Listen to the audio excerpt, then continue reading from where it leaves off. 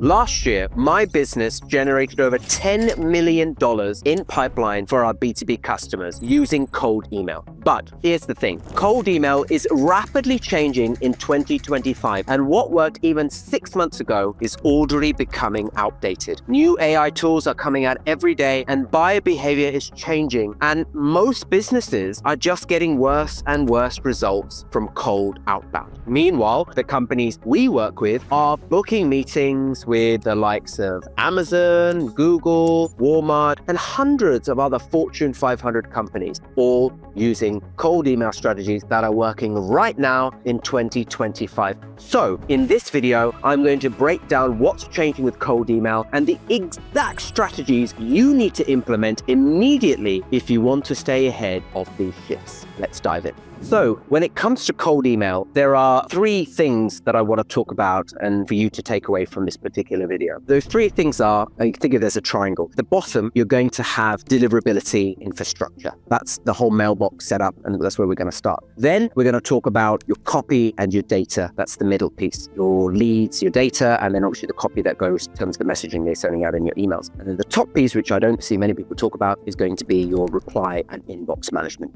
So let's start and talk about the deliverability and infrastructure. So number one thing, and if there's anything you take away from this video, and I'm only saying this because I see this so much, even in 2025, and it shocks me because this isn't brand new news, but so many companies are still using their main domain to send cold outbound. Now, why is this a problem, you might be asking? Very simply, cold outbound, cold email, inevitably the nature of what you're doing will attract spam complaints. Emails are not always going to be relevant. They're going to sometimes land to the wrong people. Some people out there will not like receiving cold emails, period. And whilst there are tools like Instantly, there are the options where you can, because of the amount of emails they send and the AI technology have, they call them hostile prospects, or people that are less likely to reply. You can either skip them or send to them last. There are ways around it, but fundamentally, the nature of what we're doing will mean that the chance of your emails and therefore your mailboxes getting spammed and then potentially blacklisted. Now, if this is your main, you're sending from your main domain, if I'm sending from asteriskpartners.com,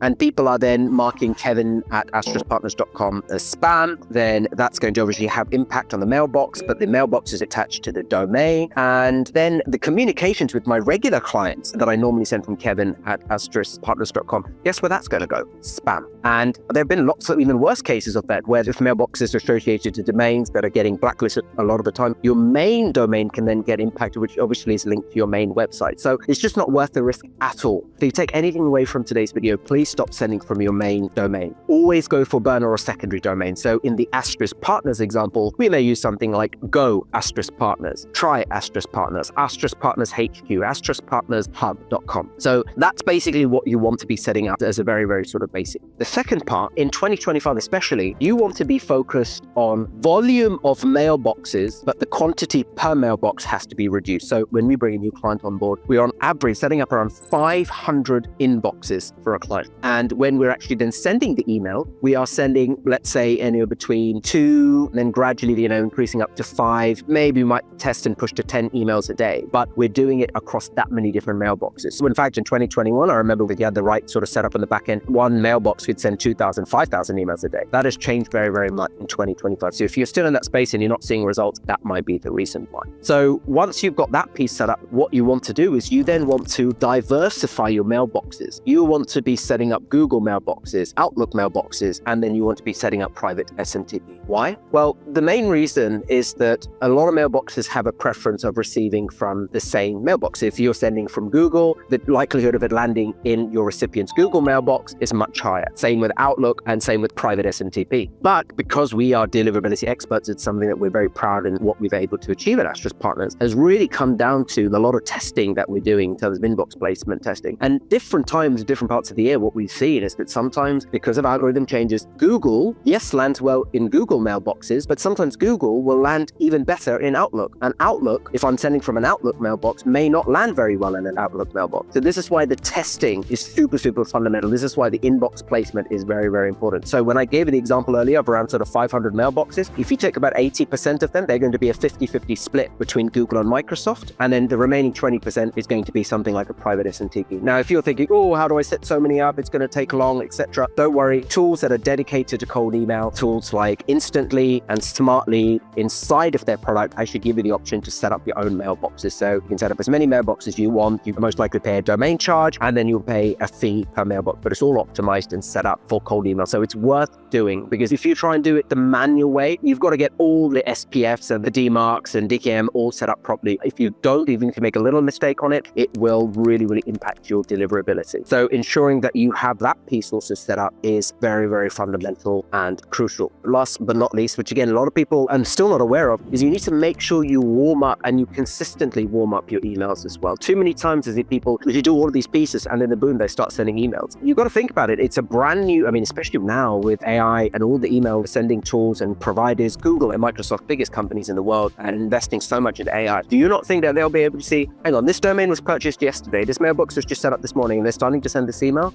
Something's not right. So the warm-up, which we generally sort of say the longer the better, and domain age is really, really a very, very important factor. So if you have domain that you've just bought 5-6 years ago, you're paying every year for, and they're just sitting there not doing anything, they are gold.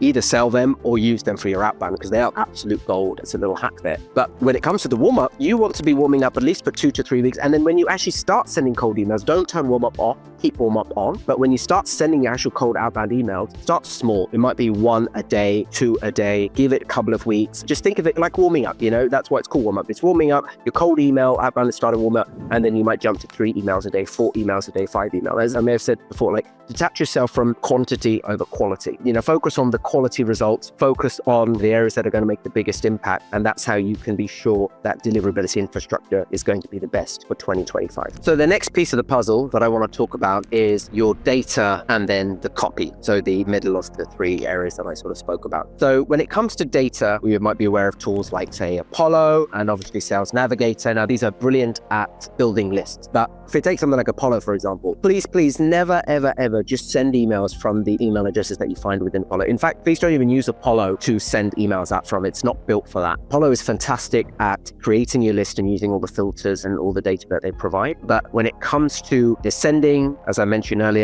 tools like Instantly, Smartly, there's lots of others in the market. Do your research and find one that suits well for you. But in terms of the data, never take it at face value. You want to basically extract the data in whichever way you do and then verify it. Use something like Million Verifier or the Bounce Band. There's tons. There's more verification tools than I can sort of say just with my fingers here. There's just so many that you can choose from. And you basically want to make sure that you are only sending to valid email addresses. What I see happen so often is companies say, let's take a random number of 10,000, and they said, we can only say 2,000 of them are valid. They don't focus on the 2,000 that are valid. They're like, but that's 8,000 we're missing out on. What are we going to do? And then they end up taking a risk and end up sending to everyone. And the chance are of those 8,000, assuming we found 10,000 email addresses in this example, probably majority of them are going to be captures. There's going to be that are not valid. There's going to be spam traps in there, which means, boom, your bounce rate is going to go up. Your spam complaints are going to go up. You're going to get blacklisted. Before you even hit the 2,000 with the valid email addresses, you're out of the game. So just focus on your valid email addresses and make sure you get your email addresses verified. Never take it at face value. The next thing that you want to be aware of is clean your data. Whether you utilize ChatGPT, whether you're using Clay,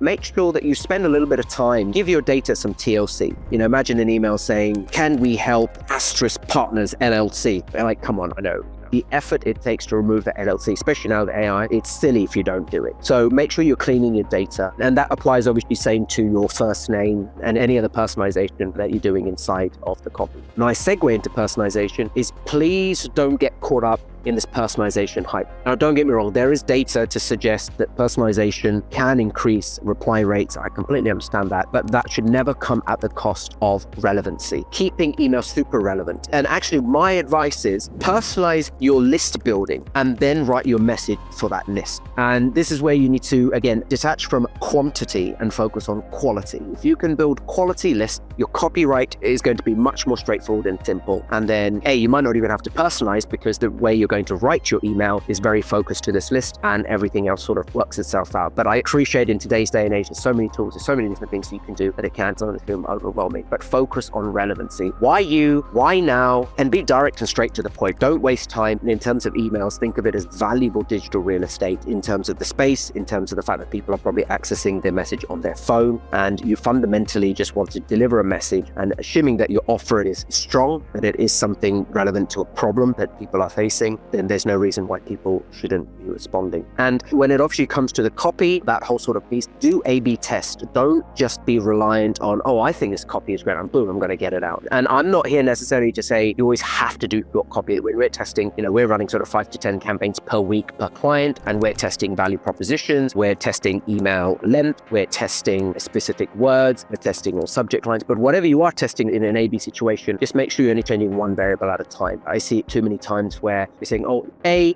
is different subject line, different value prop. B, another subject line, different value prop, different CTA. I'm like, how do you know what's going to work? So just make sure everything's really, really methodical. It's very, very important that you do that. So data and copy, don't think of them separately, think of them together, go hand in hand. And then obviously when it comes to your sort of day-to-day practice, things like syntax to ensure that there's variability, that's going to be very, very important. And that should hopefully sort of set you up for success on that front. And then the final piece at the top of it, which I don't see many people talking about, is the inbox management, is the reply management. First of all, you shouldn't be doing outbound if you don't have the capacity to do calls, right? My personal take on this. 2, you shouldn't be doing it if you're not serious about turning up for calls, or you're going to come to those calls, you're being optimistic, you're being curious. And all of that comes as part of the reply inbox management. And ideally, and thanks to AI and certain tools available in Rev Reply, for example, you can now, using the help of AI, automate and get responses back to leads within 5 minutes. And there's a lot of data to suggest to have the highest chance of success, you basically want to get back to people as quickly as possible, because that's when the momentum's hot. Imagine I'm getting an email, I respond, and within a couple of minutes a reply comes back. I'm in that momentum. Versus email comes in, I respond, and then I don't hear back for 2 days. I'm like, well, I've got other priorities, I've got other things. But if they're not that serious about it, I would say, listen, in reality, you want to try and get back to people on the same day as a bare minimum. The sooner you can bring it back, you're responding within 5 to 10 minutes, the improvement and the engagement is naturally going to be increasing. And don't be lazy when it comes to your email management. Someone says, yeah, let's chat. Can you chat on Tuesday? Yeah, sure. Here's my calendar link. Please book a time.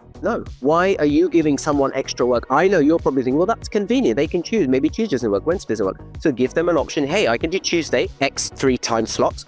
But if not, here is my Wednesday and Thursday. Let them pick one. Yeah, great. Actually, Wednesday at 10 works for me. Boom, you send the calendar invite, and then you own that whole piece. So just make it very, very easy. And when people ask questions as well, which I'm sure they will, be prepared for it. Don't give them huge paragraphs, but keep it concise, keep it to the point, and give them the answer, which still creates enough curiosity for them to jump on the call. So by ensuring that you follow these type of processes and things in place, and as I said, there are AI tools to help you be more efficient, you are going to make sure that all the investment you're putting in, all the effort into your mailboxes, into the tools, into the data scraping and purchasing, the data cleaning, the copyright, everything. Because if you don't get that top piece right, all below the ROI is pretty much zero, because you're probably going to get lots of replies. Remember, positive reply is only a part of the journey. It's then converting that into a call. And that only happens if you get that top piece, that reply management piece, really spot on. So focus on those 3 key areas: deliverability infrastructure, data and copy, and then your inbox and reply management.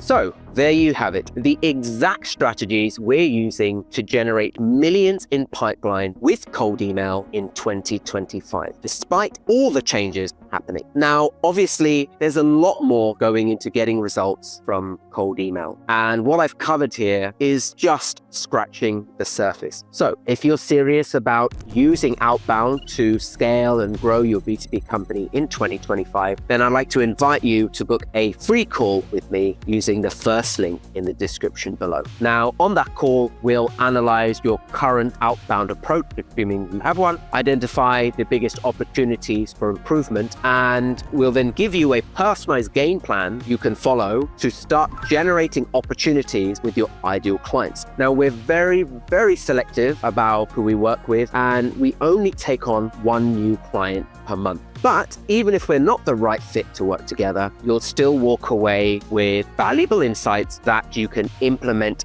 immediately. So click the first link in the description below and book your free call. I'm looking forward to speaking with you soon.